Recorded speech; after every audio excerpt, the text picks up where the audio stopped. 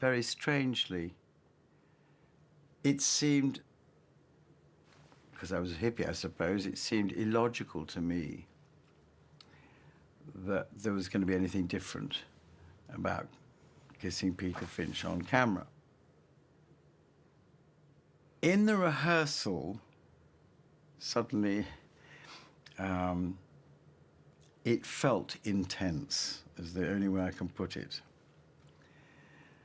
When we came to do it in the movie, suddenly there were 4 stills cameramen. And people saying, it's a big scene. And I thought, fuck, I haven't learned my lines. What haven't I learned? And I said, no, it's just like, what do you mean the big scene? It's just physical whatever.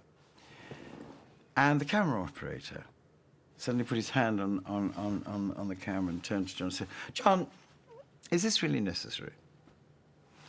And John said, of course it is. You know, freaked. And I thought, well, of course it's necessary. What on earth is all this about?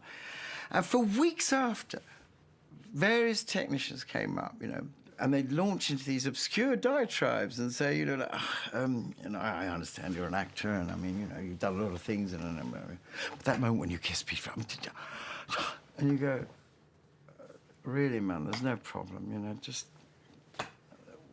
just think about what you just asked me, you know, I mean, it's a physical gesture. I suppose because I hadn't thought about it, because kissing people's delightful, whatever it is, you know, I mean, I don't know. All I know is that it apparently was a giant step forward. I'd like to think it was a giant step forward because it was natural. Because I was natural at the time, you know, and that Peter was natural, and that, you know.